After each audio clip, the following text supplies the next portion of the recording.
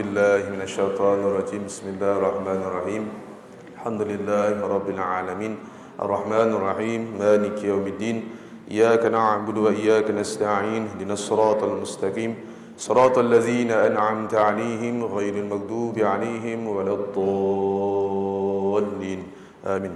Alhamdulillah, syukur pada Allah Subhanahu wa taala dapat kita sama-sama berkumpul pada pagi ini yang bertarikh 29 Julai tahun 2022 bersamaan dengan 29 Zulhijjah 1443 Hijrah, iaitu hari atau malam yang terakhir pada tahun 1443 Hijrah. Dan esok, tuan-puan yang Allah SWT muliakan, kita telah masuk ke tahun yang baru. Betul betul tuan-puan?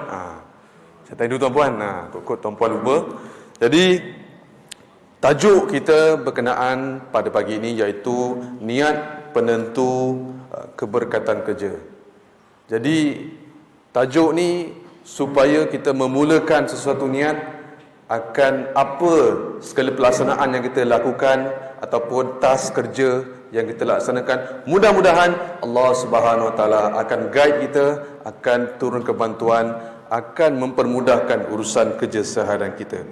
Jadi yang saya muliakan, yang berbahagia, Datuk Mahmud bin Abbas, Ketua Pegawai Eksekutif PKNS dapat bersama dengan kita.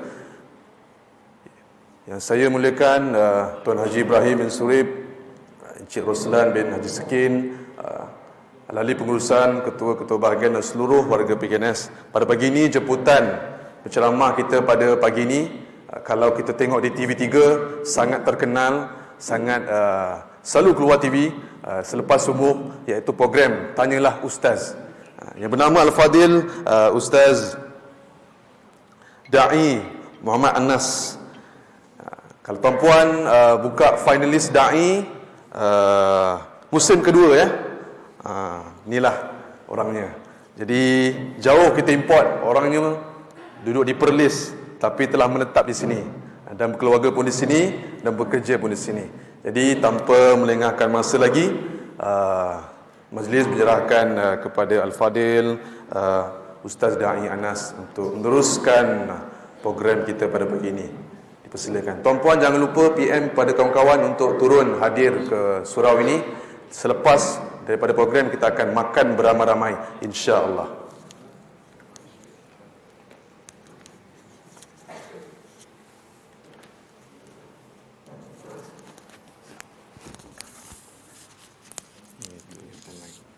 Ada dua.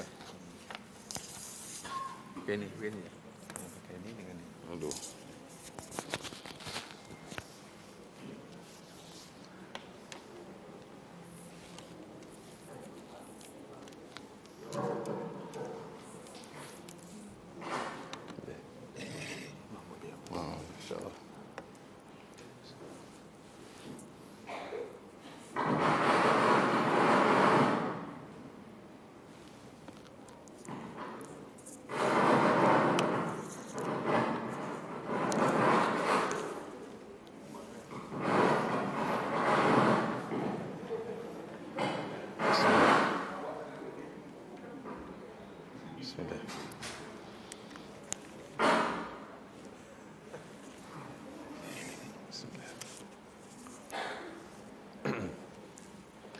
Bismillah.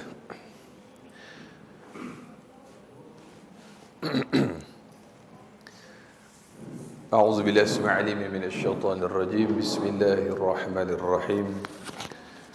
Assalamualaikum warahmatullahi wabarakatuh. إلى حضرة النبي المصطفى سيدنا رسول الله صلى الله عليه وعلى آله وصحبه وبارك وسلم. شيء لله لهم الفاتحة. أعوذ بالله من الشيطان الرجيم. بسم الله الرحمن الرحيم. الحمد لله رب العالمين الرحمن الرحيم مالك يوم الدين. إياك نعبد وإياك نستعين اهدنا الصراط المستقيم صراط الذين أنعمت عليهم غير المكتوب عليهم ولا الضالين آمين. بسم الله الرحمن الرحيم. الحمد لله رب العالمين والصلاة والسلام على أشرف الأنبياء والمرسلين سيدنا ومولانا محمد وعلى آله وصحبه أجمعين. نحمده ونستعينه ونستغفره ونعوذ بالله من شرور أنفسنا ومن سيئات أعمالنا من يهده الله فلا مضل له ومن يضلل فلا هادي له أشهد أن لا إله إلا الله وحده لا شريك له وأشهد أن سيدنا ونبينا محمدا عبده ورسوله اللهم صل على سيدنا محمد الفاتح لما أغلق والخاتم لما سبق ناصر الحق بالحق والهدي إلى صراطك المستقيم صلى الله عليه وعلى آله وصحبه حق قدره ومقداره العظيم سبحانك لا علم لنا إلا ما علمتنا إنك أنت العليم الحكيم اللهم ارزقنا فهم النبيين وحفظ المرسلين وإلحام الملائكة المقربين في عافية يا أرحم الراحمين وصلى الله على سيدنا محمد وعلى آله وصحبه وبارك وسلم والحمد لله رب العالمين أما بعد قال الله تعالى أعوذ بالله من الشيطان الرجيم إن الله وملائكته يصلون على النبي يا أيها الذين آمنوا صلوا عليه وسلموا تسليما صدق الله العظيم اللهم صل على سيدنا محمد وعلى آل سيدنا محمد Alhamdulillah, jazakallah khair Fadil Adinda ke Kekanda? Kekanda kot lah. Nampak lagi mecek tu. Terima kasih kepada sahabat saya, mentor saya Al-Fadil Akhi Ashraf yang saya muliakan kerana Allah Subhanahu wa taala. Seterusnya yang saya hormati yang berbahagia Datuk Mahmud bin Abbas selaku ketua pegawai eksekutif. Saya bila dengar nama Mahmud Abbas ni saya terbayang di Palestin. Rupanya di sini je Syaklah. Ada juga, ada dua kembar tak seiras. Masya-Allah tabarakallah. Semangatnya pun sama subhanallah demi membebaskan kota Baitul Muqaddas insya-Allah. Tapi Datuk Mahmud Abbas ini nak membebaskan kita daripada belenggu yang namanya perkara-perkara yang tak elok insya-Allah. Mudah-mudahan visi tu kita terapkan di sini insya-Allah. Baik. Seterusnya yang saya raikan juga Tuan Haji Roslan tadi betul Haji Roslan kalau saya tak silap kalau saya tak salah Tuan Haji Roslan, Tuan Haji Ibrahim kita. Kalau di travel agency ada juga Haji Ibrahim pun famous juga. Makbul dan juga Al-Faizin dan juga Mahabbatin dan juga Andalusia. Ni ada sahabat saya ni join umrah dengan saya dulu, masya-Allah tabarakallah. Baik, tu Haji Ibrahim lain. Tapi alhamdulillah masya-Allah tabarakallah ala kulli hal yang saya raikan juga seluruh warga PKNS yang turut sama-sama pada pagi ini. Ibu-ibu, ayah-ayah, tuan haji, puan hajah, muslimin, muslimat, mudah-mudahan semuanya kita senantiasa berada dalam rahmat dan kasih sayang Allah Subhanahu wa taala. Amin, Allahumma amin insya-Allah. Baik, pertamanya marilah sama-sama kita rafa'kan syukur kehadrat Allah Subhanahu wa taala. Kerana apabila menyebutkan lafaz alhamdu, segala puji lillah bagi Allah. Allah nama bagi zat yang wajib bersifat dengan segala sifat kesempurnaan dan tidak bersifat dengan segala sifat kekurangan. Itu nama Allah tu. Baik, jadi Allah SWT Muhammad bila sebut sahaja lafaz alhamdulillah, segala puji bagi Allah atas apa? Nikmat yang terlalu banyak yang Tuhan bagi pada kita. Di antara nikmat yang terbesar, kalau nak cerita pasal nikmat ni tak masuk topik hijrah lah kita bagi ni. Sebab itu kalau kita pergi di masjid surau, Ustaz Ashraf dan juga sahabat-sahabat Datuk, bila kita pergi di masjid surau, perkara yang kalau kita belajar kitab turas, bila dibahaskan lafaz alhamdulillah, dia ada 4 jenis pujian. Puji qadim bagi qadim, puji qadim bagi hadis, puji hadis bagi qadim, puji hadis bagi hadis. Itu yang dibahaskan dulu, kini dan selama-lamanya. Jadi bila sebut saja pujian ini, maka kita rafa'kan syukur kehadrat Allah Subhanahu wa taala atas nikmat yang terlalu banyak yang Allah taala kurniakan kepada kita. Di antara nikmat yang terbesar yang Allah taala berikan kepada kita disebutkan oleh Hujjatul Islam Al-Imam Ghazali rahimahullah taala dalam kitab Ihya, ialah ada 5. Ada 5. Nak sebut sekali lalu je. Ni ada live kot, live kan ni? Live. Jadi terima kasih kepada yang menonton secara live, jangan lupa untuk tekan butang kongsi. Boleh macam dalam TV pula. Baik. Terbawa-bawa tuan-tuan, minta maaf tuan-tuan. Saya tak boleh tengok kamera. Nah dia jadi macam apa, naik syekh. Nak minta maaf sebut. Nah baik. Jadi Allahumma salli ala sayyidina Muhammad. Yang pertama duduk pada tingkatan paling bawah ialah nikmat al-mal, harta benda. Kata Imam Ghazali, nikmat harta ni duduk pada tingkatan yang paling bawah. Atas daripada nikmat harta ialah nikmat sihat. Nikmat sihat. Kita mampu membeli jam yang mahal tetapi tidak mampu membeli masa. Betul tak? Kita mampu membeli kenderaan yang besar tetapi kita tak mampu membeli keselamatan ketika di jalan raya. Kita mampu membeli rumah yang besar tetapi kita tak mampu membeli kebahagiaan. Tapi rumah penting. Saya pun tengah riki rumah PKNS juga ni. Saja nak beritahu. Tu tengok di Rawang, belah-belah Kuala Selangor tu macam cantik je tuan-tuan. Macam cantik je. InsyaAllah boleh hejah lah tuan-tuan. Abang ipar saya baru je beli PKNS juga, alhamdulillah tuan-tuan. Kalau tak elok tak beli. Tu saya beritahu tu. Baik. Jadi Allahumma salli ala sayyidina Muhammad. Dan yang ketiganya ialah nikmat setelah harta, setelah sihat, iaitu nikmat yang ketiga atas lagi daripada yang kedua dan juga yang pertama tadi, iaitu nikmat kesempurnaan fizikal dan panca indera. Di dalam kitab Penawar Bagi Hati, Syekh Abdul Qadir Mandiri Al-Indonesia rahimahullah, datang jauh dari Danau Toba, merantau sampai ke Nusantara, bumi alam Melayu untuk belajar, menuntut ilmu dan menyebarkan ilmu, kemudian melanjutkan pengajian di Mekah. Jauh datang tu, Danau Toba di Mendeling tu, jauh tu. Tapi bayangkan, masya-Allah tabarakallah, beliau menyebutkan bahawa ketahuilah olehmu bahawasanya Allah Subhanahu wa taala mengurniakan kepada engkau 7 anggota zahir yang besar. Yang besar nikmatnya ada 7. Kedua mata, kedua telinga, kedua tangan, kedua kaki, perut dan kemaluan, dan juga disebutkan lidah. Tu ada 7 anggota zahir yang besar. Yang semua nikmat ni besar kepada kita. Sebab itu bila sebut nikmat kesempurnaan fizikal dan panca indera, kita di Pejabat Jais pun ada kelas untuk orang yang kelainan upaya untuk belajar agama tuan-tuan. Jadi tuan-tuan kalau pergi sana memang ada belajar solat untuk orang yang pekak, bisu dan buta dan sebagainya.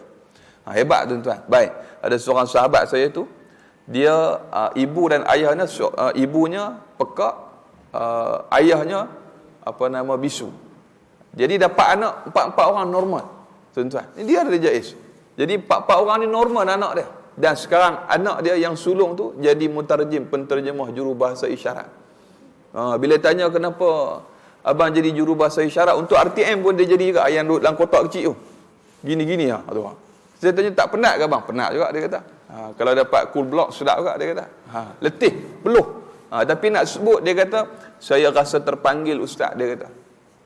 Saya nak jadi orang yang mempelopori bidang jadi jurubahasa isyarat untuk buat dakwah dia kata.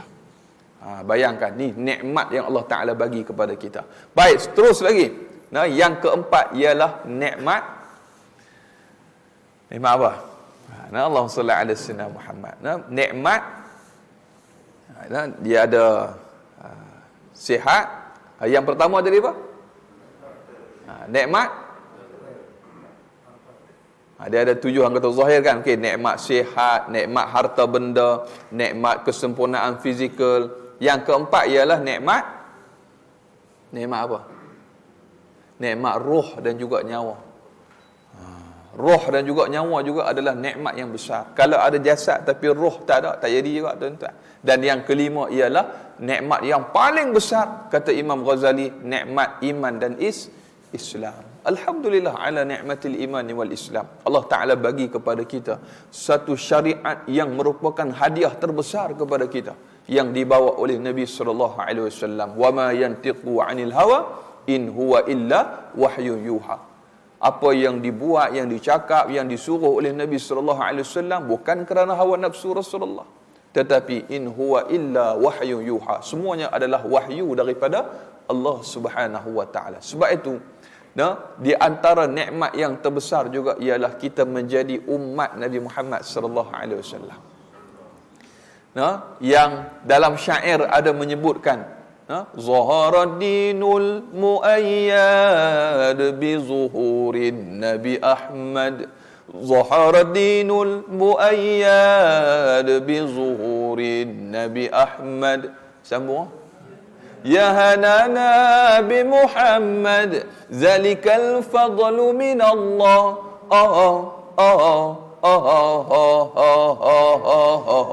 Allah tu lagu Habib Syekh tu, Ya Hanana tu. Cukuplah, panjang tak kita ini ceramah hijrah pula. Jadi konsert malam tahun baru pula. Maulid selawat. Saya mengimpikan agar program sebegini kembali dijalankan. Saya tengok dulu, masya-Allah, di Dataran Merdeka tu, mak rempit rambut sebelah merah sebelah kuning. Ni mesti anak Selangor ni. Pasal dia rambut dia ada dua color. Pakai jubah tuan-tuan, pakai serban. Oh, hebat tuan-tuan. Naik motor, siap wheelie. Oh, wheelie. Saya kata, pi mana budak-budak ni ramai-ramai? Saya balik dari kuliah, saya kata, apa ramai-ramai ni? Pakai kopiah, helmet tak pakai. Pakai jubah, terbang pun. Saya tengok sekali tengok belakang, orang ke apa ni? Ramai-ramai merempit ke Dataran Merdeka untuk malam cinta Rasul, tuan-tuan. Hebat fenomena ni Ustaz Ashraf. Saya jadi macam, ya Allah, sebab merintis satu perkara kebaikan yang menjadi ikutan kepada masyarakat, dapat pahala tuan-tuan. Ada orang kata pula Nabi tak buat ni Ustaz. Ada orang kata bid'ah. Terpulanglah kepada mereka. Yang penting mereka, anak-anak kita, ditunjukkan ke jalan mencintai Nabi sallallahu alaihi wasallam. Baik. Ma'asyiral muslimin wal muslimat. Hari ini topik kita ialah kita nak menelusuri. Itu istilahnya. Mic ni tadi dia okey. Lepas tu dia merajuk pula. Tak apa. Baik. Hujan ni. Hijrah. Itu yang Nabi sebut dalam hadis, hajiru minad dunya wa ma fiha. Hijrahlah kamu daripada dunia dan segala isinya. Saya tak mau cerita panjang lebar. Sebab kalau panjang ni dia sampai ke 12. Jadi saya nak sekadar santai sahaja, dan mungkin kita boleh raih 2-3 soalan, dan saya sangat berhajat untuk nak buat kuis dengan tuan-tuan. Saya nak buat kuis sikit. Last sekali nanti insya-Allah. Kalau siapa yang jawab dapat siapa yang jawab betul dapat hadiah. Tuan-tuan, hadiah ada yang pertama, ada 3 dah. Hadiah yang utama percutian ke Langkawi 3 hari 2 malam. Yang ditaja oleh ibu dan ayah sendiri. Kalau adik-adik kita. Kalau yang isteri-isteri tu, suami yang tajah sendiri insya-Allah. Jadi baik, tak apalah, tak ada hadiah pun, yang penting boleh jawab. Baik, saya nak sebut sikitlah tentang kronologi hijrah yang dilakukan oleh Nabi sallallahu alaihi wasallam. Baik, semua orang tahu. Cerita pasal hijrah ni benda yang kita semua tahu sejak sekolah lagi, cikgu duk cerita. Anak kita pun balik di rumah, dia kata, ibu tadi cikgu ataupun ustazah cerita kat sekolah, hijrah Nabi ni hebat, dia kata. Walaupun ditentang hebat, tetapi Nabi dia pergi ni bukan lari, kan? Ustaz cerita di sekolah, tapi Nabi pergi ni perintah Allah, kan? Ramai orang tak faham, orang kata hijrah ni lari, kan? Itu yang duk sembunyi dalam gua tu, perintah daripada Allah. Kalaulah Allah Subhanahu wa taala nak turunkan nusrah, bantuan kepada Nabi sallallahu alaihi wasallam, on the spot boleh. Tetapi bayangkan, hijrah dengan peristiwa Isra wal Mi'raj adalah 2 peristiwa yang berbeza. Isra wal Mi'raj, subhanallazi asra bi'abdihi lailan minal masjidil harami ila al masjidil aqsa allazi barakna hawla linuriyahu min ayatina innahu huwas sami'un basir. Sadaqallahul azim. Peristiwa Isra wal Mi'raj, tuan-tuan, ibu-ibu perasan tak? Nabi sallallahu alaihi wasallam dibawa dalam peristiwa ini menaiki seekor tunggangan yang namanya Burak. Tu kira terror tu boleh jawab tu. Bukan naik Ferrari apa, naik Burak. Bila naik Burak ni berbeza pula dengan peristiwa hijrah. Susah tak peristiwa hijrah? Susah. Nabi tak naik Burak sebab apa? Allah Taala nak gambarkan bahawa hijrah ni benda yang payah. Benda yang berat. Benda yang susah, benda yang sukar. Tidak seperti peristiwa Isra wal Mi'raj. Sebab itu ketika dikejar oleh Suraqah bin Malik, kan?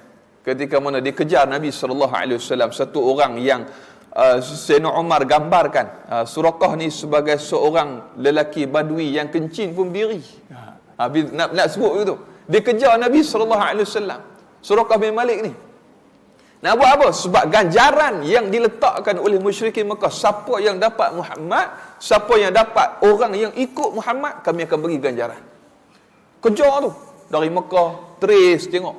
Masa tu tak ada drone lagi. Nak trace tengok tapak kaki apa semua. Jalan tengok, jumpa. Dia buat keluar pedang. Dia kata sat lagi, habislah Muhammad. Dia kata memang aku pancung tu. Apa yang berlaku? Jalan je jatuh. Kuda tu jatuh, terbenam. Jatuh, jalan jatuh. Jadi bayangkan saat Suraqah, Allahumma salli ala sayyidina Muhammad. Ketika mana dia jatuh rebah, Nabi ambil pedang dia dan Nabi letak. Dia kata, sekarang kamu nak apa? Lalu dia menyebutkan kepada Nabi sallallahu alaihi wasallam, musyrikin Mekah telah meletakkan ganjaran yang besar kepada engkau Muhammad. Dia kata, untuk orang tangkap engkau. Maka apa yang berlaku? Sebenarnya saya nak ganjaran tu je, kata Suraqah. Nabi menyebutkan, sesungguhnya Kisra, kalung Kisra akan jatuh ke tangan engkau Suraqah satu hari nanti. Sedangkan waktu tu Kisra ni tak jatuh lagi. Kerajaan yang besar. Lalu apa yang berlaku saat kewafatan Nabi SAW, saat Sayyidina Umar memimpin sebagai khalifah, rupa-rupanya Kisra tumbang ataupun dibebaskan oleh Sayyidina Umar Al-Khattab. Dan Sayyidina Umar panggil, dia kata, mana Suraqah tadi? Mana Suraqah bin Malik? Dia kata, nyata benarlah Rasulullah SAW, Kisra akan tumbang dan kalungnya di tangan seorang lelaki Arab Badui yang kencingnya pun berdiri disebut, iaitu Suraqah bin Malik. Ni janji daripada Nabi SAW untuk orang yang kembali kepada Allah Subhanahu Wa Taala. Asalnya nak bunuh Nabi, asalnya dia nak tikam Rasulullah, dia nak pancung Rasulullah demi meraih ganjaran dunia. Tapi bila mana iman masuk menebal dalam dirinya, dia kembali kepada Allah Subhanahu Wa Taala, bayangkan, dunia pun dapat, akhirat pun dapat. Ni Suraqah bin Malik. Tapi nak sebut apa? Hijrah berasal ataupun masdar daripada perkataan ha, jim dan juga ra, iaitu bermaksud putus ataupun meninggalkan hubungan dengan sesuatu. Itu maksud hijrah dari sudut bahasa. Tetapi dari sudut istilahnya, kalau tengok dalam Quran, hijrah ni ada, Allah Ta'ala sebut 31 kali perkataan hijrah. Dalam Quran, tu boleh tulis tu soalan kuis, bagi tahu awal-awal. Senang. Dalam Quran ada 31 kali perkataan hijrah disebut. Itu nak baik. Dan ulama membahaskan, termasuklah berdasarkan hadis Nabi SAW dalam matan Arba'in al-Imam Nawawi, hadis yang pertama, iaitu hadis tentang niat. Innamal a'malu bin niyati wa innama likulli imri'in ma nawa. Faman kanat hijratuhu ila Allah wa rasuli fa hijratuhu ila Allah wa rasuli. Wa man kanat hijratuhu lidunya yusibuha aw imra'atin yankihuha fa hijratuhu ila ma hajara ilaih. Hadis sahih riwayat Syaikhan, iaitu Imam Bukhari dan juga Imam Muslim. Baik. Bila sebut tentang hijrah ni, dia bukan sekadar hijrah ni perpindahan dari satu tempat ke satu tempat. Tetapi hijrah juga ialah perpindahan daripada sikap yang tak baik kepada sikap yang baik. Apa contoh sikap yang tak baik? Sikap yang disebutkan sifat mazmumah ada banyak. Contoh, semalam saya di Mahkamah Shah Alam sini ya. Ada seorang sahabat saya, alhamdulillah, Allah Ta'ala bantu dia bebas daripada pertuduhan, ada satu kes. Tapi nak sebutnya, Allahumma salli ala sayyidina Muhammad, sepanjang itulah saya keluar masuk penjara pergi ziarah. Kita ada satu pertubuhan namanya SEDAR, Sekretariat Dakwah Penjara Sungai Buloh, yang dipimpin oleh Ustaz Roslan, Ustaz Rozi Rejab, Ustaz Roslan Muhammad, Ustaz Rozi Rejab, Ustaz Zarifi, pegawai dari JAKIM dan sebagainya. Jadi saya salah seorang yang dijemput jugalah, menyelit lah, orang tua kata menyelit-nyelit. Jadi bila masuk ke dalam sana, cerita pasal hijrah ni, saya merasakan bahawa yang berada di hadapan saya tu, duduk dalam surau juga, dan ni dan ziarah sel lepas lah, yang mereka ini adalah satu orang yang sangat memerlukan support system daripada kita.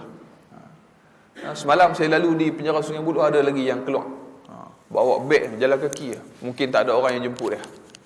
Dia kepit beg. Kan macam tuan-tuan tengok dalam cerita. Jadi rumah saya dekat dengan penjara Sungai Buloh. Dia kepit beg plastik tu, keluar pakai kasut selipar. Rambut kepala botak. Saya kata Nisa baru keluar. Bayangkan Allah sallallahu alaihi wasallam Muhammad. Ada satu kes tu. Pak cik ni dah lama duduk. Sampai rambut pun berubah dah. Saya kata, kenapa Pak cik masuk? Ada sikit Ustaz, zaman-zaman muda-muda tu dia kata. Dia kata, Pak cik tak teringin nak balik? Teringin, tapi nak buat macam mana? Family dah buang, dia kata. Jadi saya kata, Pak cik, walaupun family buang, tapi Pak cik yakin tak Allah sentiasa bersama dengan Pak cik? Tu yakin, tu yang Pak cik senyum pun dia kata. Bayangkan, jauh di sudut hati dia, dia rindu tak kat anak dia? Rindu. Dia rindu tak kat isteri dengan ayah mak dia? Rindu. Kalau mak dia mesti ada, ayah dia mesti ada. Tapi bayangkan, walaupun dia hilang makhluk daripada diri dia, tetapi Allah Subhanahu wa ta'ala tak pernah lari daripada kita. Allah sentiasa bersama dengan kita. Innallaha ma'ana. Allah sentiasa bersama dengan aku, bersama dengan kita. Jadi, sebab itulah bila sebut tentang niat, bila sebut tentang hijrah, saya nak tekankan hari ini, sahabat-sahabat dan juga datuk semua, salah satu daripada perkara yang penting untuk dihijrahkan ialah diri dan minda kita. Daripada sifat yang tercela, kita nak tinggalkan.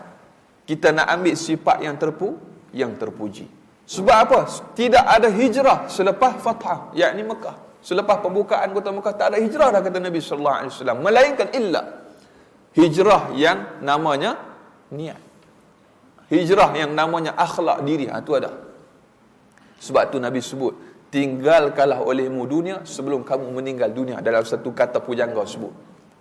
Tinggalkanlah kamu dunia sebelum kamu meninggal dunia, dia kata. Dalam bahasa Urdu, karte marna karte. Tak tahu lah tuan faham tak faham. Tutup guru saya sebut. Saya ulang sekali lagi nak kot biasa dengar. Karte marna karte, sambil makan sirih. Tak nak sebut. Dia macam Hindustan sikit suara bahasa dia. Tapi nak sebut Allahumma salli ala sayyidina Muhammad. Hari ni hari Jumaat, kita biasa baca surah Al-Kahfi. Baik, di dalam surah Al-Kahfi ada 3 perkara ataupun tentang hijrah yang berlaku dalam surah Kahfi. Yang pertama ialah hijrah demi agama. Siapa yang buat? Iaitu kisah Ashabul Kahfi, yang menyelamatkan iman mereka daripada raja yang kafir. Sampai dia keluar bawa duit, tak laku duit. Pasal apa? Lama tidur. Yang Allah Ta'ala sebut, tak ada siapa pun tahu tempoh sebenar yang dia orang ni tidur berapa lama, tak tahu. Cuma kita boleh agak. Baik. Jadi Allah SAW Muhammad, yang pertama hijrah demi agama, dan yang kedua hijrah demi ilmu. Ini dalam berdasarkan surah Al-Kahfi. Hijrah demi ilmu ni siapa yang buat? Nabi Musa alaihissalam berguru dengan yang namanya Nabi Khidir alaihissalam. Dalam riwayat sebut Khidir ni bukan Nabi, ada yang kata Nabi, ada yang kata bukan. Tapi pendapat yang paling kuat, Khidir juga ialah salah seorang Nabi daripada kalangan 124,000 orang Nabi. Ramai bro? 124,000 orang Nabi, ada 313 orang Rasul. Dalam 313 orang Rasul, ada 25 Rasul yang wajib kita tahu. Bermula daripada Nabi Adam alaihissalam sampailah Nabi Muhammad sallallahu alaihi wasallam. Selepas Rasulullah ada Nabi lagi tak? Tak ada. Jadi 2 hari lepas ada orang mengaku Nabi perempuan pula. Penin tu tak? Man Kulim kata penin tu tak? Tu Man Kulim kata penin. Dia mengaku dia Nabi pula. Tu kena siasat tu tuan-tuan. Tu dia menularkan perkara yang tak elok. Saya nak kena sebut juga benda-benda tular. Asal viral je, viral. Memanglah nama pun viral Ustaz. Baik. Jadi Allah sallallahu alaihi wasallam Muhammad, Nabi Musa alaihissalam dan juga Nabi Khidir alaihissalam. Jadi bila kita baca surah Kahfi, kita cuba juga tadabbur bagaimana hebatnya peristiwa ataupun kejadian di dalam yang Allah Ta'ala rakamkan dalam surah Kahfi. Baik, yang ketiganya ialah hijrah demi dakwah dan kekuasaan. Ini pun penting. Tuan-tuan, baik. Dipanggil strategi. Iaitu kisah bagaimana Raja Zulkarnain yang mengembara ke 3 lokasi dan juga dalam usaha untuk berdakwah dan menolong kaum-kaum yang dizalimi. Bagaimana dirakamkan kisah Zulkarnain Ada yang duk cari di mana tempat dibina tebing, tembok di antara manusia dan juga Ya'juj dan Ma'juj. Jangan duk carilah. Sampai masa dia keluar tu semua sudah menjadi perkara sunnatullah yang akan berlaku. Biarlah. Dia duk cari pula nak tebuk. Buat apa nak tebuk tuan-tuan? Sabarlah. Baik. Ada yang kata di Azerbaijan lah, di Armenia lah, wallahu alam. Tuan-tuan tengoklah dalam YouTube punya banyak video yang dibuat.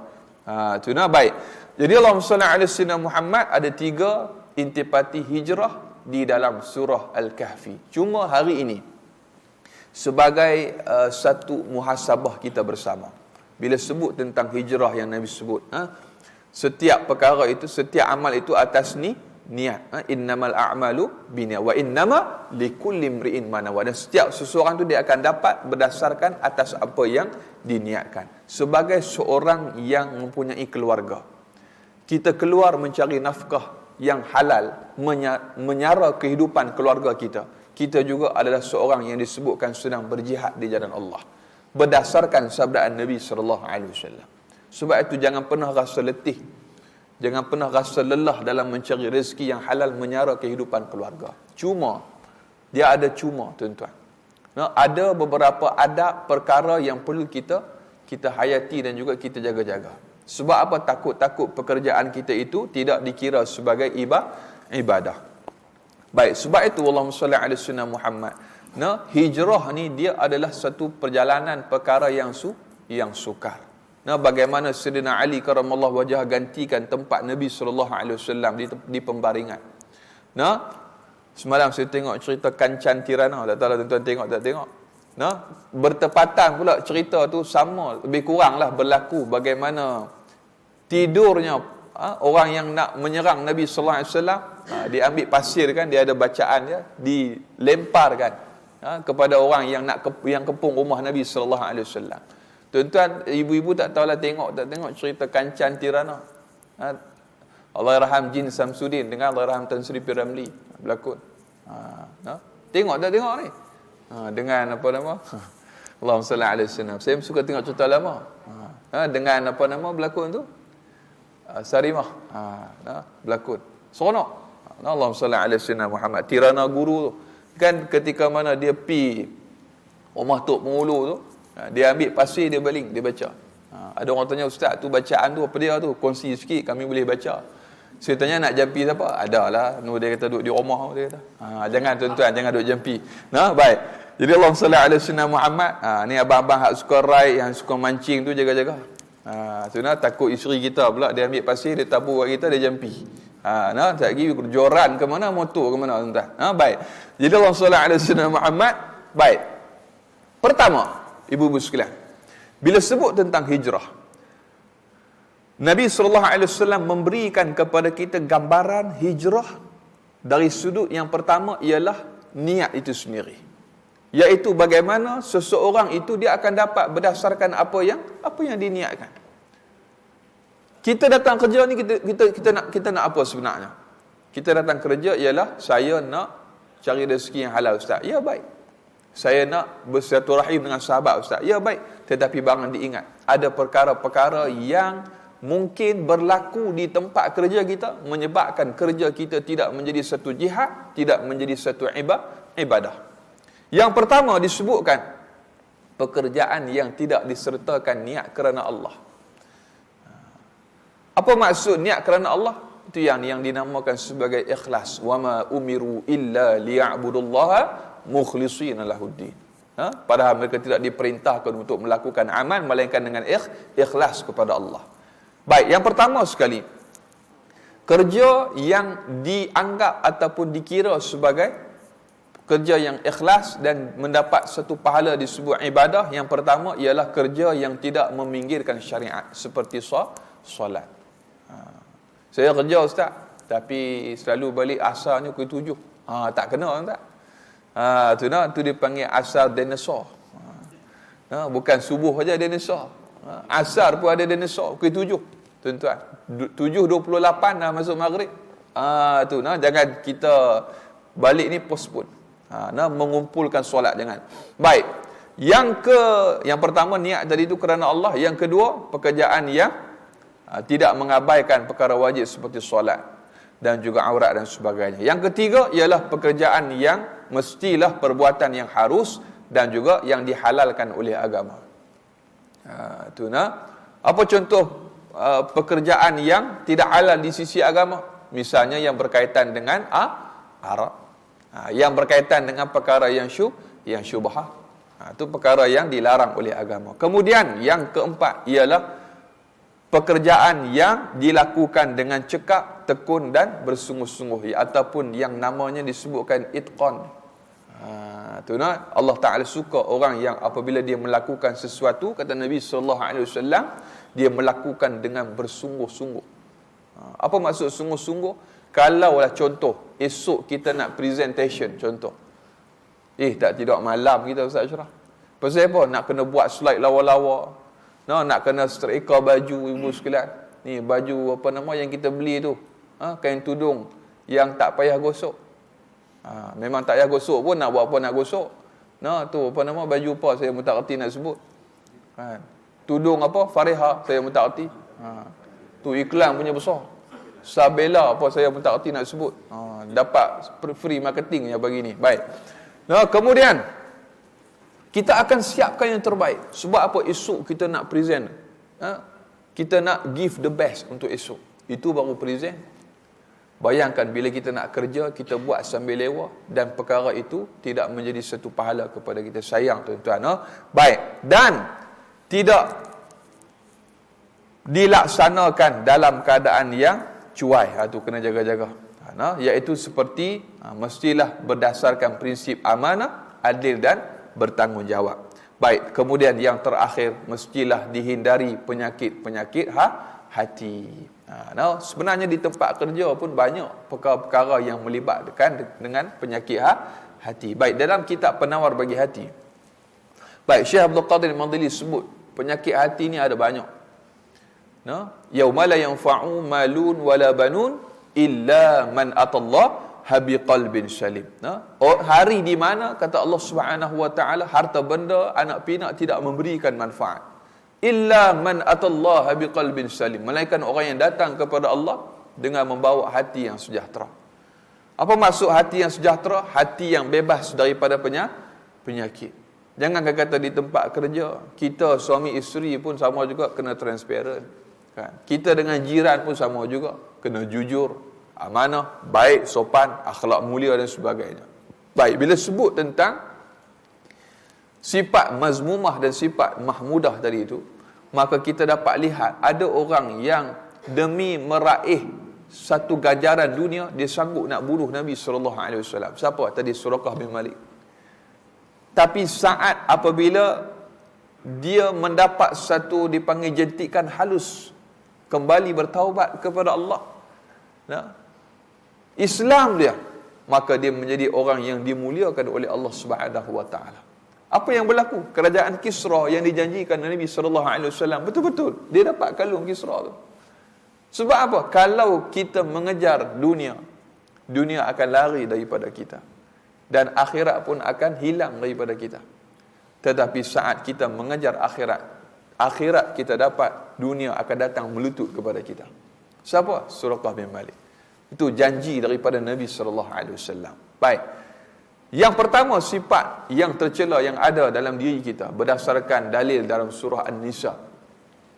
Ayat yang ke-33 Ustaz Ashraf.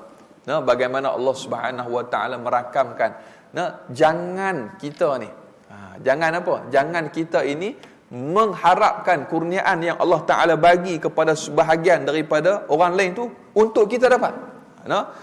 Janganlah kamu terlalu mengharapkan ingin mendapat limpah kurnia yang Allah Ta'ala telah berikan kepada sebahagian daripada kamu untuk menjadikan mereka melebihi sebahagian yang lain, yakni dari sudut harta benda, ilmu pengetahuan, pangkat kebesaran, kerana telah tetap orang-orang lelaki ada bahagian dari apa yang mereka usahakan, dan orang-orang perempuan pula ada bahagian daripada apa yang mereka usahakan. Maka berusahalah kamu dan pohonlah kepada Allah akan limpah kurnianya.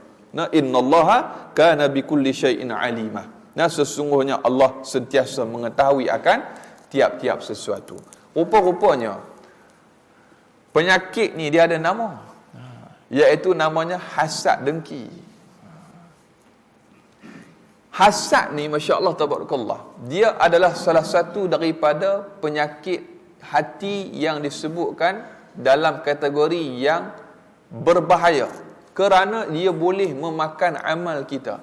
Berdasarkan sabdaan Nabi sallallahu alaihi wasallam, jauhilah olehmu hasad kerana ianya seperti api yang memakan kayu. Dia akan makan amal kamu, kata Nabi sallallahu alaihi wasallam. Hasad ni apa? Hasad, kata Syekh Abdul Qadir Mandili dalam kitabnya Penawar Bagi Hati, engkau menginginkan agar nikmat yang ada kepada saudaramu itu hilang dan berharap agar nikmat itu berbalik pula kepada engkau, dia kata. Tu maksud hasad. Orang Melayu kata hasad dengki. Allahumma salli ala sayyidina Muhammad. Saya, beberapa orang sahabat dan juga ahli keluarga saya ada buat rawatan Islam. Saya duduk tengok yang mari itu macam-macam kes, macam-macam ada. Kadang-kadang kesian pun ada, tuan-tuan. Saya tak erti lah, takat jampi puh kanan puh kiri erti lah. Tapi kalau takat jampi lebih-lebih tu tak erti, tuan-tuan. Ustaz Ashraf erti kot lah. Kalau anak kita tengah-tengah malam jerit kan, tengok mata terbeliak ke atas kan, tengok siapa kan atas tu kan. Kita pun pening juga nak baca apa ni kan. Kita pun buka YouTube, buka MP3. Oh, senang kerja bapa kan. Memang ada apa, tuan-tuan kan. Yang anak dia punya lah separuh mati menjerit kan, dia a'udzubillahi minasyaitanirrajim. Dia pun buka MP3. Bismillahirrahmanirrahim. Wattaba'u ma tatlu syayatinu ala mulki Sulaiman. Ila akhir ayat. Lah rupanya MP3 yang baca dia bismillah ya. Boleh lah daripada tak ada, tuan-tuan. Kira ada ilmu lah juga tu. Rupa-rupanya bila datang tu kita tengok masya-Allah. Hampir, saya tak kata semua, tapi kebanyakan yang berlaku ialah sihir yang berpunca daripada hasad dengki. Wala'azubillah min zalik. Itu yang berlaku, tuan-tuan. Saya baru-baru ni di satu pejabat besar jugalah, pun sama juga. Dia kata, Ustaz tolong doa saya. Saya tanya kenapa? Dia kata, saya dekat sini Ustaz, mujahadah juga. Saya ingatkan semua orang suka saya, dia kata. Rupanya ramai yang lagi tak suka, dia kata. Saya pun tanya, ada masalah ke? Mungkin daripada pihak tuan sendiri ada benda kurang semua. Dia kata ada, tapi saya mengharapkan dia jujur lah. Dalam mesyuarat tu jujur je lah. Nama pun mesyuarat. Tidak akan rugi orang yang mesyuarat, tidak akan menyesal orang yang istikharah. Musyawarah dan istikharah. Tapi masalahnya bila habis mesyuarat, ada mesyuarat nombor 2. Hal tu tak kena. Hak tadi bila dalam mesyuarat tanya setuju tak? Setuju. Macam kat sekolah, ada soalan tak? Tak ada. Bila masuk periksa, apa pun tak dia jawab. Allahumma salli ala sayyidina Muhammad. Tu jangan. Anak kita kan, contoh. Bila tanya setuju, setuju. Habis je mesyuarat. Orang Kedah kata, kata habis je mesyuarat. Amboi. Cerita kedai kopi selalu. Saya sebenarnya tak setuju tadi bang. Lah, tak setuju. Tadi bukan main lagi. Paling kuat kata setuju kan. Cerita nama pun mesyuarat. Kalau rasa malu nak bercakap, rasa mahal sangat suara, tulis. Surat banyak tulis. Mesej ke boleh tulis. Kita ni sebenarnya perkara yang berkaitan dengan masalah problem dalam dunia ni, dia banyak berpunca daripada miscommunication. Termasuklah suami dan isteri. Tak mahu sebut. Kita ada Haji Hushim Saleh, perunding motivasi keluarga. Dia ada klinik keluarga. Haji Hushim juga salah seorang panel yang kita bawa masuk dalam penjara Sungai Buloh untuk trace masalah banduan-banduan ni. Dia kata, yang datang klinik ni Haji Hushim kata, sehari ni 2-3 kes. Yang datang ni hampir majoriti umur 40-45 ke atas. Ustaz, saya nak bercerai. Lah, pasal apa pula? Mari tu duduk. Haji Hushim kata, sabarlah pakcik. Duduk tenang-tenangkan diri. Selawat banyak-banyak. Dia kata, selawat lebih banyak lah, dia kata Ustaz. Selawat pun tak mau, dia kata. La ilaha illallah. Kan? Mari duduk. Haji Hushim cerita. Sehari 2 hingga 3 kes datang. Umur 45-40 ke atas. Tanya, apa masalah pakcik? Kami tak duduk sama tak? Pasal apa? Ada masalah sikit. Apa masalah? Dulu dia 11,000, lah 3,000 lah. Alah, rupanya ada masalah gaji, tuan-tuan. Kan dulu PKP, ingat tak? PKP. Ada yang kerja pilot, ada yang businessman, semua jatuh. Selama 2 tahun Allah Ta'ala uji kita PKP, tuan-tuan. Satu kesedaran menjentik kepada kita, satu semangat bahawa kita hidup bukan atas faktor material semata-mata. Kebahagiaan yang kita kecap ialah dengan kita mengenal Allah dan juga Rasul sallallahu alaihi wasallam. Itulah kebahagiaan yang hakiki. Tapi bayangkan bila dia datang, Haji Hashim tanya, dia kata, "Tuan, saya kalau tuan duk marah-marah ni saya tak boleh tolong," dia kata. "Tapi kalau tuan nak saya tolong, tuan yang mari ke klinik saya dengan isteri, saya kena tolong," dia kata. "Tapi kena ikut rule saya, cara saya. Yang pertama dia suruh buat apa? Ni ibu-ibu boleh try." Nah, yang pertama, ibu-ibu perasan tak? Bila kita marah suami isteri, minta maaf sebut saya pun bukan terror sangat. Baru 8 tahun nikah, 7-8 tahun. Tapi nak beritahu, nak kongsilah. Saat kita marah, perasan tak kita tak pandang wajah pasangan kita? Ke ada yang tengok? Dia tumbuk lesung, dung tumbuk kan. Daripada tingkat 30 tu sampai bawah dengar. Tuan-tuan ingat dia tumbuk tu sampai dia duduk bayang muka suami dia tumbuk kan. Baik. Dia tak akan tengok. Dia kata, hampirlah aku tak mau tengok muka hang. Biasa akan keluar perkataan yang bukan-bukan. Sebenarnya kita sedang memerangkap amarah dalam diri kita. Kata Haji Hashim, dia bagi tip kat saya. Dia kata, saya biasa akan buat apa Ustaz? Dia kata, saya akan letak satu kerusi berhadapan dua-dua. Dan saya minta suami duduk sini, isteri duduk sini. Dia kata, saya bagi 5 minit. Saya tak mau cakap, tak mau apa, buka mata, pandang wajah pasangan masing-masing. Dia kata, tuan-tuan boleh try. Bila duduk di depan dua-dua macam tu, apa yang berlaku? Mula tu tak mau tengok. Meluat tu. Macam-macam tu. Apa yang meluat? Tu lah, binatang tu. Ada sebut binatang pun tak? Allahu Akbar. Jahat sungguh. Tu mulut tu. Wala'azubillah min zalik. Mula-mula tu tak mau. Tapi Haji Hashim kata, bila Haji Hashim tinggikan suara, dia kata, tengok, dia kata. Bila tengok pun tengok. Kan. Letak telefon, tengok. Bila tengok muka pasangan, wajah pasangan, Haji Hashim dia buka lagu sikit lah, lagu slow kan. Dia kata, cuba tuan bayang, dia kata. Kadang-kadang tu tak bunyi apa-apa. Tapi suami tu mengalir air mata. Sebab apa? Dia memandang inilah wajah yang dahulunya aku ni ketika akad nikah, aku terima nikah Fulanah binti Fulanah. Dulu dia cantik, dulu dia ramping. Tapi inilah yang telah melahirkan anakku 7 orang, 5 orang, 6 orang. Dan inilah wajahnya sekarang. Bayangkan. Ini yang duk basuh baju aku. Ini yang duduk masak untuk aku, dia kata. Dia sedang menghijrahkan ni perasaan amarah yang tak elok ni ke arah satu perubahan diri yang baru. Sebab tu ibu-ibu sekalian, perempuan pun sama juga. Marah macam mana pun dekat abang, dia kata. Tapi bila saya tengok muka abang tadi, dia kata, handsome juga abang, dia kata. Dia main dah perasaan. Dah. Dia kata, oh, rupanya abang ni kening lebih sikit sebelah lah. Dia kata, lah, selama ni tak perasan. Tu. Bila dia main duduk tengok, dia kata, kesian dekat abang.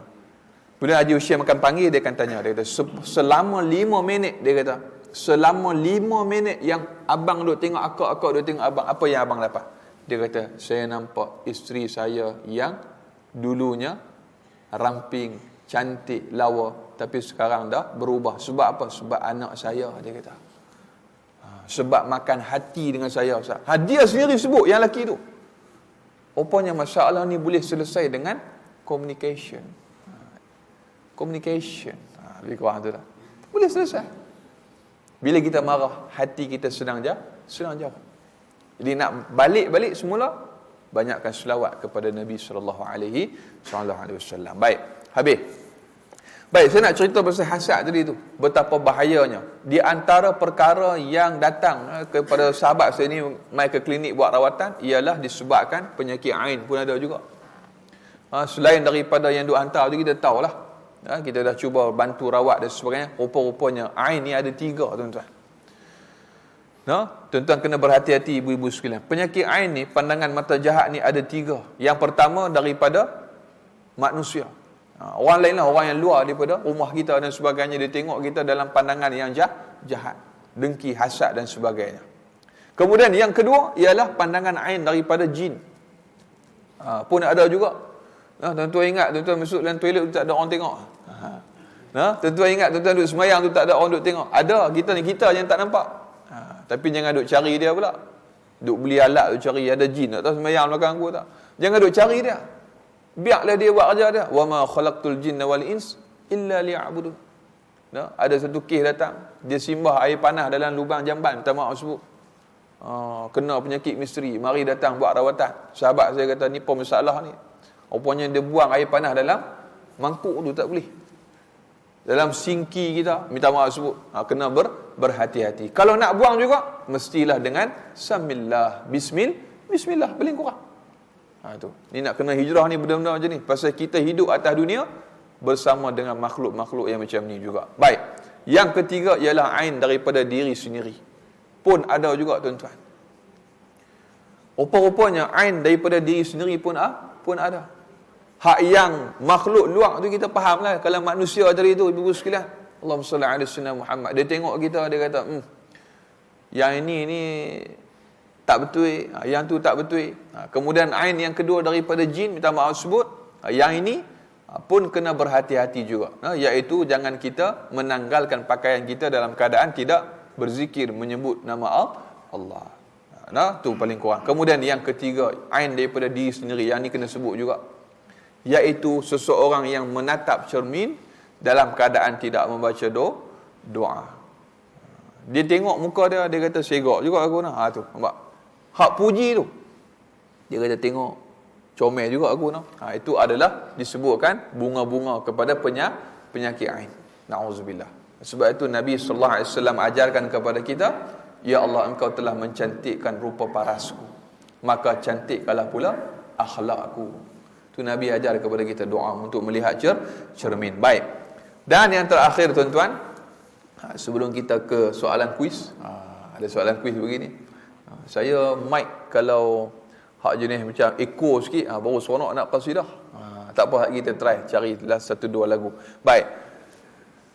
Kata satu orang soleh, dia kata, saya telah merenung dan memikirkan cara dari pintu manakah syaitan masuk ke dalam diri manusia.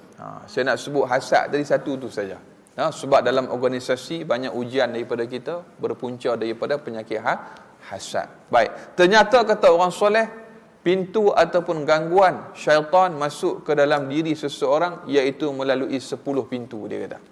Baik, yang pertama, tamak dan buruk sangka. Tamak dan buruk sangka. Maka cara menghadapinya ialah dengan sifat berpada-pada dengan apa yang ada. Cukuplah Ustaz, saya pun gaji walaupun tak besar, tapi Alhamdulillah, syukur Allah Ta'ala cukupkan untuk saya secara keluarga. Cukup. Hilangkan tamak dan buruk sangka, su'uzan. Yang kedua ialah hubbud dunya. Kata orang soleh ni, dia kata yang kedua ialah pintu melalui disebutkan cinta kepada dunia dan panjang angan-angan. Cara menghadapinya ialah perasaan takut terhadap kedatangan maut yang boleh berlaku bila-bila masa. Takut mati ni, kalau takut sebab tak banyak amal, takut nak jumpa Tuhan, bagus. Tapi kalau takut mati kerana panjang angan-angan, ini bahaya.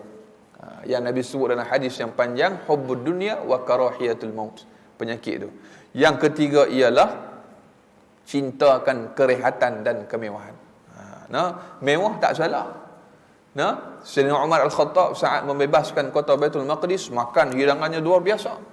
Khazanah yang cukup besar, banyak.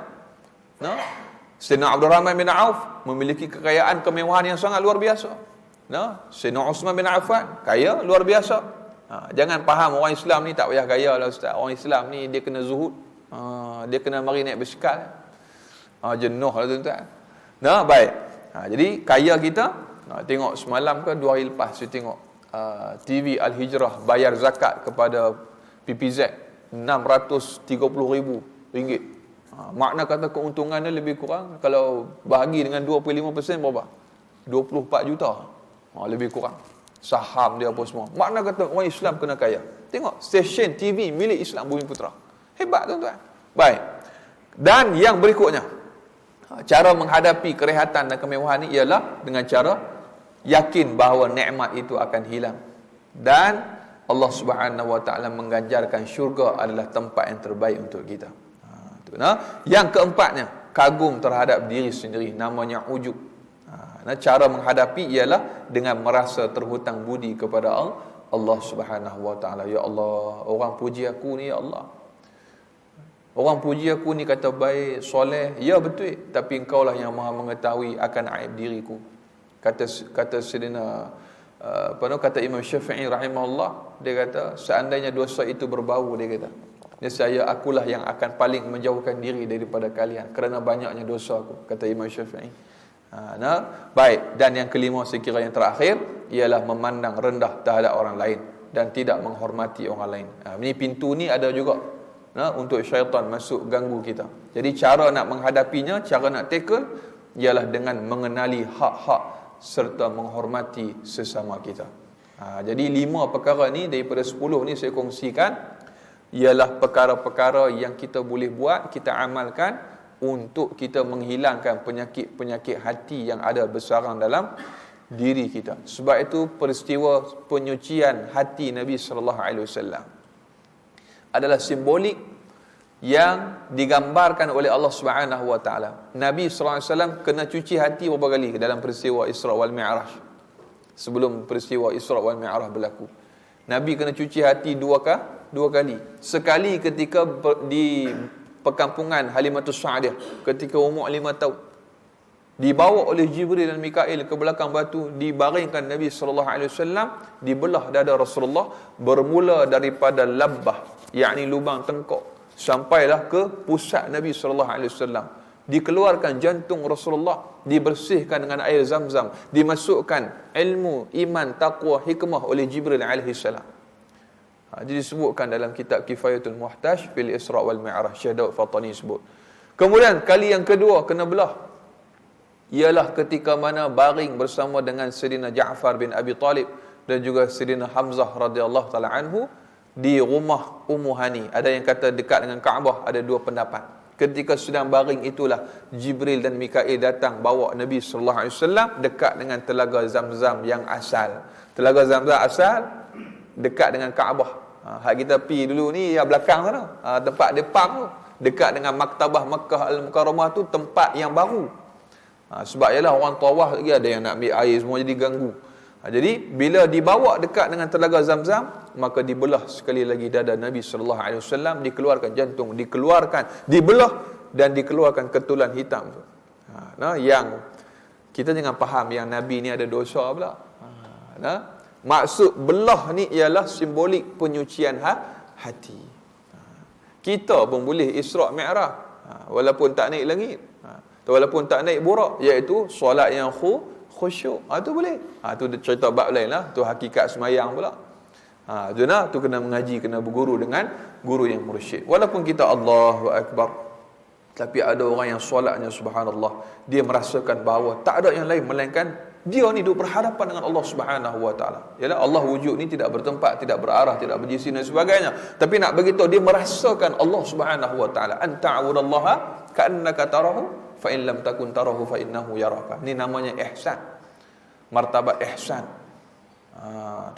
Dia solat ni, anak bunyi ke, suami baru balik ke, dia tak rasa apa. Sebab apa? Dia sedang beribadah kepada Allah. Inilah solat yang menyebabkan kejayaan untuk umat Islam. Ni kalau semayang Allahu Akbar, kipas ni rasa dah baik kira itu. Ni bunyi pula dia kata. Tak cukup minyak ke? Lah, cerita pasal kipas pula kata. Allahu Akbar. Anak pula bunyi, mari makan alhamdulillah. Tu lagu Omar Hana tu. Lah, kita pun heran, macam mana anak aku buka YouTube internet dah tak ada. Lah, duk fikir internet pula kata. Allahumma salli ala sayyidina Muhammad. Dan sebagai yang terakhir, ibu sekalian, seminit yang terakhir, saya mengucapkan jutaan tahniah kepada ibu-ibu, ayah-ayah sekalian, terutamanya kaum ibu, kerana untuk menguruskan keluarga dan bekerja dalam masa yang sama adalah satu perkara yang disebutkan jihad yang besar. Satu mujahadah yang besar. Betul tak ibu-ibu sekalian? Susah. Saya ada seorang sahabat kahwin dengan cikgu, dia pun cikgu juga. Letih tuan-tuan. Hak lagi dahsyat, dia cikgu, isteri dia nurse. Lagi teruk kat PPUM. Sedih saya tengok, masya-Allah tabarakallah. Pasal apa? Kena standby. Dulu masa Covid lagi teruk. Balik rumah tak boleh peluk anak. Buka PPA tu kena duduk bilik asing.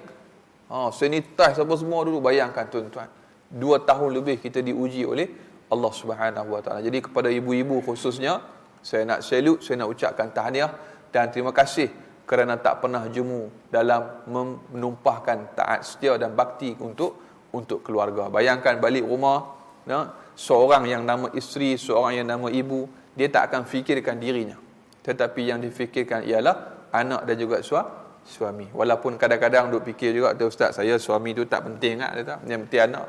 Tak apa, marah-marah sayang tu nama dia. Dia akan balik, dia buat apa? Dia buka pintu kereta, dia ambil anak daripada rumah pengasuh, dia buat apa? Dia akan buka turun, dia akan baling, dia baling.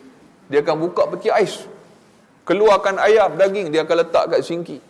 Dia buka air sampai lupa nak tutup air. Dia akan ambil wuduk pula.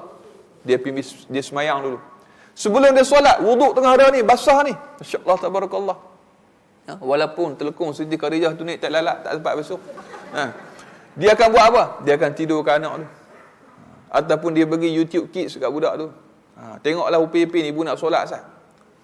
Ayam duk rendam kat sinki. Sayur dah keluarkan dah. Kemudian dia buat apa? Dia semayang asar dulu. Ni seorang isteri pengorbanan. Tengah semayang anak merangkak. Anak lena dekat telekung dia. Tu yang bila sujud tertarik di belakang. Allahumma salli ala sayyidina Muhammad. Suami balik, dia kata apa benda duk atas kipas duk bunyi, rupanya tudung tadi dia beli sangkut kat kipas. Dia tak fikir apa? Sebab dia fikir perut suami. Dia fikir anak yang sedang tidur tu. Tapi dia tak fikir diri dia. Ni hebatnya seorang isteri. Yang tuan-tuan duk marah tu. Ni saya backup. Baik. Jangan risau. Allahumma salli ala sayyidina Muhammad. Yang suami bila balik dia buat apa? Dia ambil remote.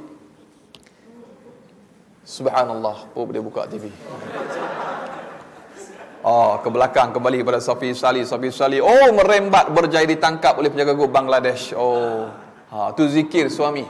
Tengok bola. Tengok ulangan semalam siapa menang tu. Pasal dia tahu lah, tapi dia nak tengok juga. Kotlah nak balik. Adik okey ke hari ni? Tak tanya. Awak okey ke tempat kerja hari ni? Tak tanya.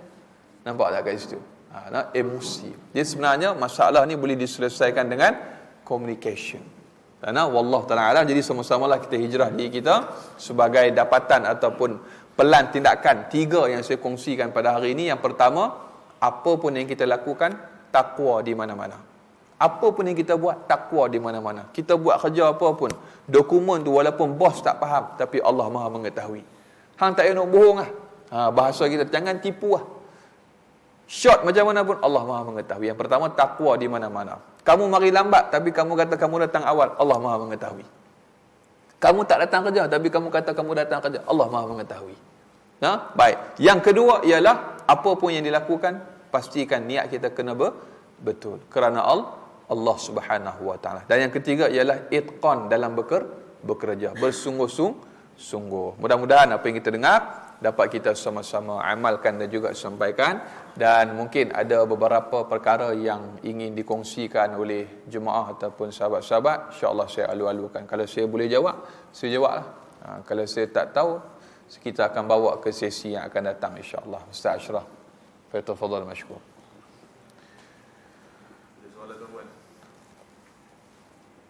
Ada internet ke apa? Facebook. Saya lupa nak kongsi amalan untuk murah rezeki. Saya dah tulis dah kat sini. Baik, ibu-ibu sekalian. Ada satu amalan yang diijazahkan oleh Al-Habib Zain Al-Thumais, iaitu barang siapa yang membaca surah yang tidak ada huruf kaf di dalamnya, iaitu membaca pada waktu pagi dan petang, selepas subuh dan selepas asar. Kata Habib Zain Al-Thumais, dia kata siapa yang membaca surah yang tidak ada huruf qaf ini, sebenarnya dia ada kecukupan bagi yang membacanya. Dia kata surah yang tak ada huruf qaf, yang pertama ialah surah Al-Asr, yang kedua ialah surah Al-Quraisy, dan yang ketiga ialah surah Al-Falaq. 3 surah ni dibaca pada waktu pagi dan juga petang. InsyaAllah Allah Ta'ala akan bagi kecukupan kepada dia, murah rezeki dia insyaAllah. Ni bukan dalil, bukan hadis Nabi, tapi amalan ulama. Siapa yang nak amal boleh cuba amal insya-Allah. Saya dah cuba amal, memang luar biasa amalan dia. Yang kedua ialah amalan membaca ayat 1000 dinar. Boleh lah saya ulang sekali lagi boleh. Yang pertama amalan tadi ialah membaca surah yang tidak ada huruf kaf tetapi ada kecukupan bagi yang membacanya. Iaitu yang pertama surah Al-Asr, yang kedua surah Al-Quraisy, dan yang ketiga surah Al-Falaq. Baca sekali je tiga-tiga surah ni, selepas subuh dan selepas asar, pagi petang. Yang kedua ialah membaca ayat 1000 dinar sebanyak 7 kali. Banyaknya ustaz. Ada yang sekali je ustaz. Tak adalah, tak banyak pun, boleh tu insya-Allah. Lagu Casablanca pun hafal. Takkan tak boleh kot kan. Lagu tu susah tau. Dia ada Arab lagi tu, tapi ada orang hafal tau. Lagu apa tu? Tak tahulah, balik cari. Baik. Wa man yattaqillaha yaj'al lahu makhraja wa yarzuquhu min haitsu la yahtasib wa man yatawakkal 'ala Allah fa huwa hasbuh innallaha balighu amri qad ja'ala Allahu likulli syai'in qadra. Baca 7 kali selepas subuh dan selepas asar, dan ditutup dengan satu doa. Apa doa itu? Allahu tariqi, Ar-Rahmanu rafiqi, Ar-Rahimu yahrusuni min kulli syai'in yalmisuni. Panjangnya ustaz. Tak payah share lah ustaz panjang-panjang ni, kami tak hafal lah ustaz. Saya dulu pun tak hafal. Tapi bila saya selalu tulis dan tengok remind kat dalam handphone tu, selalu tengok, insya-Allah hafal. Baik. Nanti saya share dekat Ustaz Ashraf dia punya amalan dan juga doa tu. Nanti Ustaz Ashraf boleh share dekat dalam grup warga kita insya-Allah dalam WhatsApp. Ada soalan? Baik. Apa beza amalan bismillah 5 dan bismillah 7? Amalan semasa saya amalkan bismillah 5 pagi dan petang. Bismillah pagi dan petang. Saya jarang beramal dengan bismillah 5, tapi yang saya tahu ada satu amalan bismillahirrahmanirrahim, bismillahi syafi, bismillahi kafi, bismillahi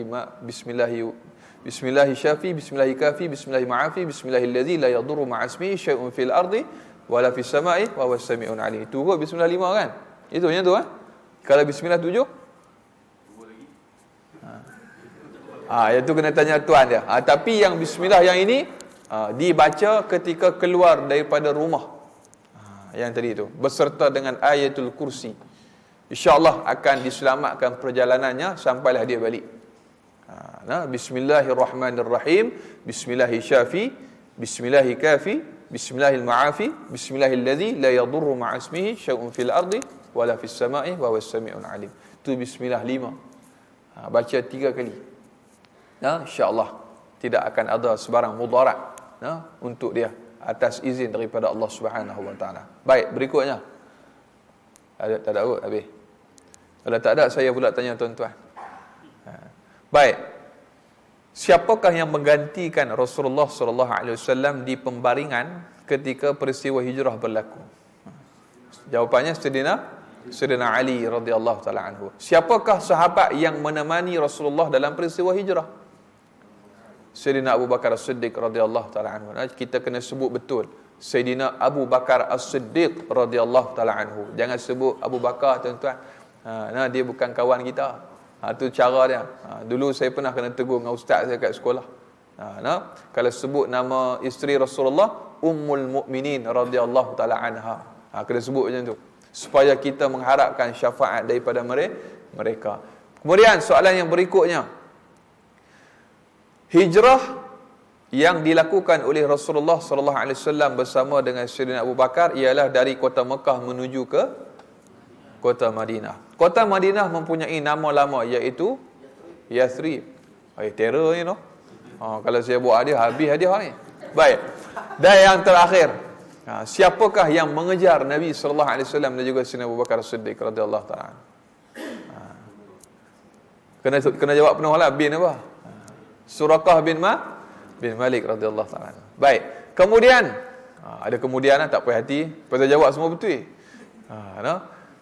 Di manakah Rasulullah sallallahu alaihi wasallam dan Sayyidina Abu Bakar As-Siddiq radhiyallahu taala anhu bersembunyi? Gua apa? Gua apa ibu-ibu sekalian? Gua Thur. Baik. Dan apakah ataupun bagaimanakah sambutan yang diterima oleh Nabi sallallahu alaihi wasallam saat tiba di Madinah? Dengan penuh rasa gembira dan syukur. Seronok. Tala'al badru alaina min thaniyatil wada' wajaba syukru alaina mada'a lillahi da'. Tu lagu dia. Dan satu lagi soalan, tak puas hati. Baik. Berapakah jumlah keseluruhan Nabi? 124,000. Ada orang boleh jawab juga. Geram dia. Baik. Dalam 124,000 orang ada berapa orang Rasul? 313 orang Rasul. Dalam 313 orang Rasul ada berapa Rasul yang wajib kita ketahui? 25. Dalam 25 orang Rasul ada 5 orang Rasul yang digelar Rasul Ulul Azmi. Siapakah Rasul tersebut? Berat tu. Boleh no? Soalan kebat. Betul 5. Okey, yang pertama Nabi Ibrahim. Apakah gelaran Nabi Ibrahim? Khalilullah.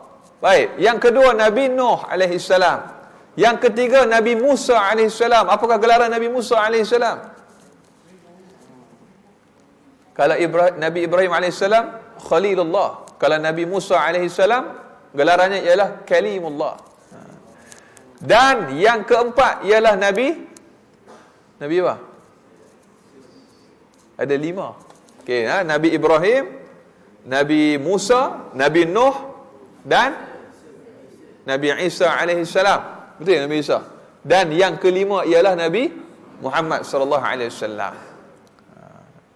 Baik, Nabi Muhammad sallallahu alaihi wasallam gelarannya ialah Habibullah, kekasih Allah. Wallahu taala alam. Okey, kira boleh lah tu. Ni soalan daripada kafar sekolah rendah dulu ni, bawa sampai ke sekarang ni. Jadi insya-Allah mudah-mudahan ada soalan lagi. Ya. Baik, status hadis memerlukan kepada disiplin ilmu hadis yang tinggi. Antaranya ialah ilmu mustalah hadis dan sebagainya. Cuma apabila kita menceritakan tentang status hadis, kita kena semak kemampuan diri kita dulu. Itu yang pertama saya nak share. Baik, hari ini wujud. Dah habis dah. Hari ini wujud golongan yang senang-senang ataupun mudah mulut mereka menerakakan orang dan membida'ahkan orang. Ini kena berhati-hati dengan ajaran seperti ini. Sebab kita belajar agama bukan untuk cari salah orang. Tetapi kita belajar agama ialah kita nak bawa manusia ni kenal Allah dan masuk syurga Allah Subhanahu Wa Taala. Tu kena faham betul-betul. Yang pertama, apabila kita belajar agama, bila kita belajar, dia semakin membawa kita dekat dengan Allah, semakin membaikkan kita hubungan dengan hablum minan nas. Inilah ilmu yang betul. Tapi semakin kita belajar, semakin hati kita keras, semakin kita nampak salah orang, maka ini ilmu yang berbahaya. Tu saya bagi yang tu je. Cuma status hadis berkenaan dengan Nabi sebut saat wafat ummati tu, ulama membahaskan panjang. Ada yang menyebutkan Nabi sallallahu alaihi wasallam menyebutkan lafaz lain.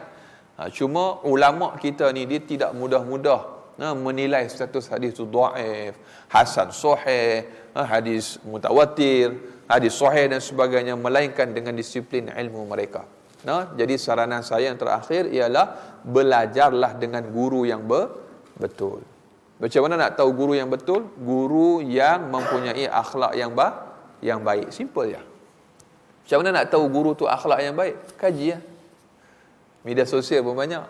Tapi banyak je ustaz-ustaz yang tak masuk dalam media sosial. Tapi bila pergi ziarah dia, subhanallah, baru tahu, oh ada ustaz ni rupanya. Jadi kena berjalan sikitlah cari guru yang mursyid. Wallahu ta'ala alam. Apa pun yang Rasulullah sebut saat wafat, yang penting kita nak syafaat Nabi SAW. Kita nak menjadi orang yang selamat daripada azab Allah Subhanahu Wa Taala dengan cara kita mencintai baginda Nabi sallallahu alaihi wa ala alihi wa sahbihi wa baraka wasallam. Ada qasidah, saya pun qasidah tak hafal sangat, tapi bolehlah sikit-sikit. Sebagai yang terakhir saya kongsi dengan tuan-tuan untuk penutup pada pagi ini, Terlebih dahulu saya ucap terima kasih kepada Yang Bahagia Datuk dan juga seluruh warga yang hadir pada pagi ini dan kesudian untuk menjemput saya juga walaupun dalam keadaan cuaca yang hujan lebat hari ini, dalam keadaan yang tuan-tuan pun semalam ada event habis pukul 11 ke 12. Saya faham letih, mengantuk, penat dan sebagainya. Jadi jazakallah khair. Mudah-mudahan Allah Subhanahu wa taala memberkati kita semua. Jadi kita tangguh dengan satu qasidah yang mudah-mudahan kita dengar bertambah kecintaan kita kepada Nabi sallallahu alaihi wasallam. Allahumma salli wa sallim wa barik alaihi wa ala alihi sallallahu wasallam alaihi.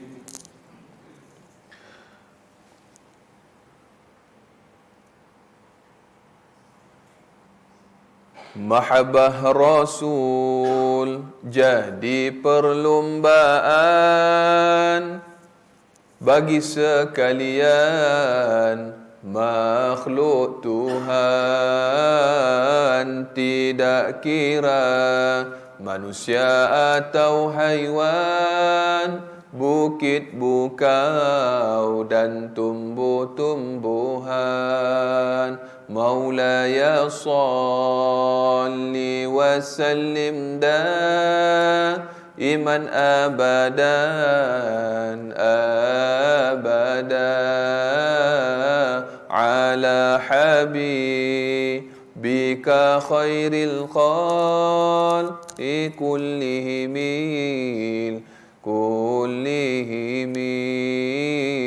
Seekor unta datang berlari-lari, bersujud dan mencium kaki Nabi, mengalir air matanya menangisi kerana rindu kepada Nabi, mengadu domba tentang badan sakit, kerja banyak, makannya sedikit. Maulaya salli wa sallim daiman abadan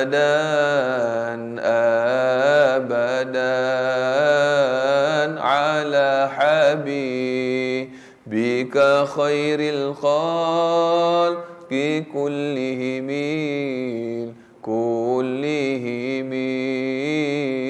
Pelepah tamar yang sudah kekeringan,